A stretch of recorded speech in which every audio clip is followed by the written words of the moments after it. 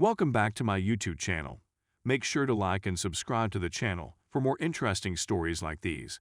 Now, let's get into today's story video. Me, 25 male/female, found out 5 nights ago that my girlfriend, 25 female of 6 years, cheated on me with a mutual friend, 25 male, am now waiting for my taxi to take me to the airport for my new life. How do I deal with the closure? Please accept my apologies for the length of this one. I work in politics on the dark smoky room side, and my GF and I haven't seen much of each other in the last 6 months due of a recent promotion that's been a once-in-a-lifetime chance. Let's refer to her as HH, and I had been dating since university, and she was, to put it bluntly, the love of my life. My best buddy is kind, devoted, and passionately loyal. We've done some pretty fantastic things together, and when I look back on my life highlights, our trips and years together will undoubtedly be among them. H and I have been finding it difficult to spend time apart from one another. I work from about 6:30 a.m., 11 p.m., tend to be on the phone at weekends. However, she has been very supportive and has continued to advise me to concentrate on the work for the time being. We both intended to relocate to NYC together after I finished this job. I realize now that it's been a lot tougher for H than she let on, and I've simply missed my companion terribly. I walked down into the bathroom to say good morning to H, and found a large love bite on her neck, which she'd been covering behind thick jumpers. I challenged her about it, since I hadn't been allowed to touch her in weeks after catching scabies in Africa, and I knew it wasn't my fault. This all occurred so rapidly that I scarcely recall what was said. All I remember is the sensation that my gut was suddenly coated with lead. She claimed it was an allergic response, but as I pressed her, it became evident she was concealing something, and it became clear that we both understood what had occurred. She strayed with a common acquaintance she discreetly up with, claimed she went to him for relationship guidance, and ended up wanting love from him. She told me, clearly pleaded for another chance, asked me to marry her, and then went in a cab to her friend's home with her belongings that I had prepared for her. The home is all mine. We are not married. There's nothing to worry about legally here.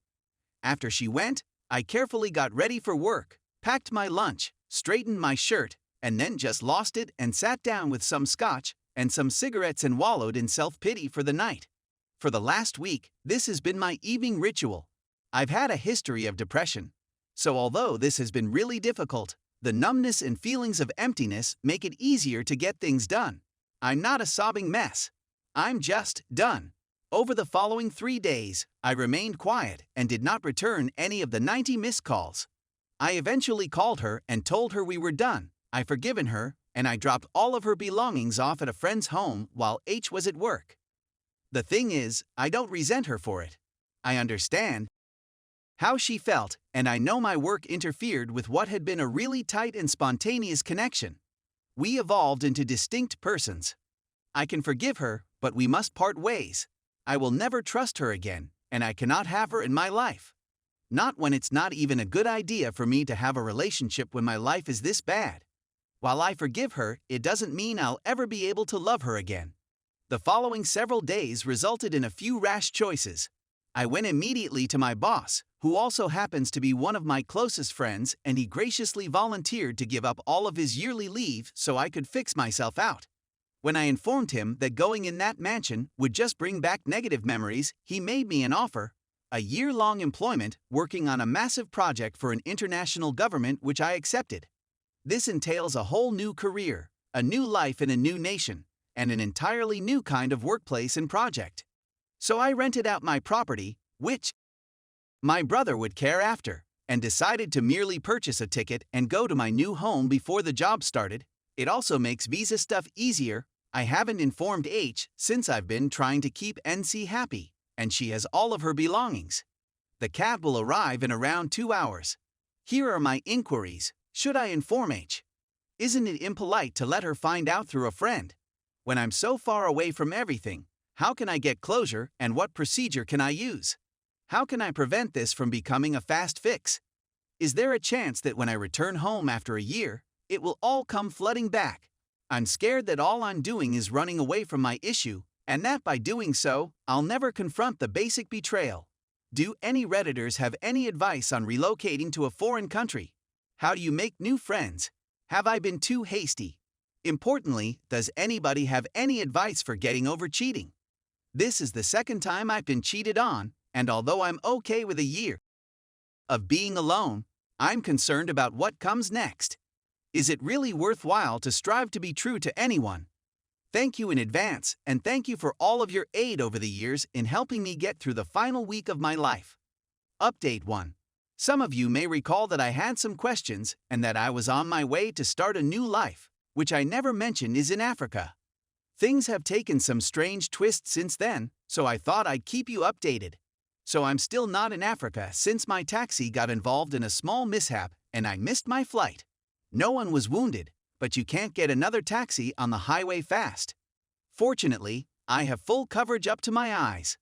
I called my employer to notify him and was preparing to book flights for the weekend when he requested me to remain a few more days since his desk had been struck by a tidal wave. I'd do anything for this man, so I of course agreed, and I ended up staying for Christmas to say goodbye to my family and give them some time before I departed for a year. To say thank you, my boss's secretary spent the most of the week locating me a new apartment, scheduling vaccines, and basically organizing my life. So I haven't informed her I'm going, and we haven't kept in touch. A close friend said that she had a talk with H, and made it plain that I'm serious about wanting a long stretch of quiet between us. H seems to be dealing with it poorly, as seen by her tears and the need for her friends to care after her phone, which I expected to make me joyful, but it doesn't. I only told one person, her father. I would highly encourage anybody else on here not to break NC for X's family members, but you must realize that I cannot answer the phone to this guy. I have a lot of respect for him, and we've spent a lot of time alone sipping from his incredible whiskey collection and chatting about things. He's provided me with invaluable support and advice throughout my life, and I'd be much worse off without him. He asked whether I could ever forgive his daughter, and I told him that there was no sense in continuing since trust had been fundamentally damaged, and he apologized and accepted it. He honestly told me that I should consider going away for some alone time and asked me to meet him in the city where I work. I informed him where I was going and begged him not to notify H until I was gone. He pledged to honor my requests, and that was enough for me. This guy is old school, and I know his word is important to him. I also left some words for family members to pass on clandestinely after I'm gone since the whole family has been fantastic to me. My time since has gone much more smoothly than it might have. I've gone to the gym often, Rule 1, and spent at least 2 hours every night, excluding Christmas, sparring with my brother. I've seen old friends and spent a lot of time with my family before I depart. We finished the business that had fallen on my boss's desk, and he took me out for an unbelievable farewell supper with himself and his wife, which was lovely. It was some unlimited meat establishment, which makes me question why everything isn't unlimited meat. My personal disposition has been promising. There was a frightening level of numbness for a few days, but keeping myself occupied really helped me feel normal again. I can't emphasize enough to everyone how vital it is to get up and do something rather than languishing. It alters your whole mentality and makes everything so much simpler. In terms of other plans, I've already signed up for a Muay Thai gym out there and found an old training partner who works in the same city, so we'll meet up. My objective is to approach this like a year in university, working hard but trying to get as much out of the experience as possible. I intend to spend all of the money I had set up for H's birthday celebrations. Thank you to everyone who informed me that there are some individuals you can trust out there, but I suppose I'll have to be single for the time being. I'm thinking about getting some therapy since I know I'll be alone for at least another year and I don't want mistrust to become my default setting. I went to visit my old psych about my depressive flare-up, and he said I was doing extremely well given the circumstances, so yay! I'm really looking forward to my new life, and I'm feeling a lot better about my ability to utilize it as a fresh start rather than simply running away and suppressing my thoughts. I may send H a letter one day to seek some answers to certain questions, but I'm still hesitant and probably won't do so until I'm certain I'm on the mend.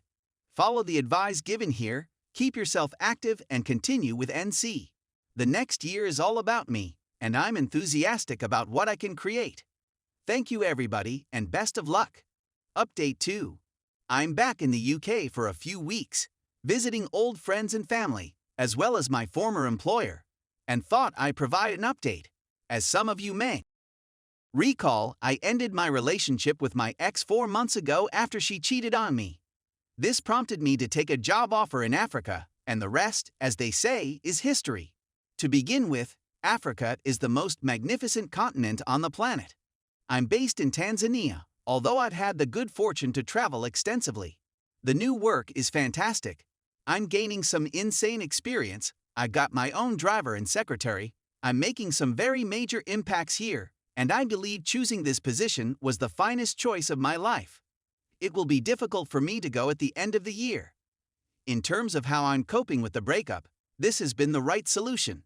It's difficult to languish for long when you're riding around dirt roads with new pals, drinking beer, and seeing the most breathtaking natural beauty you'll ever see.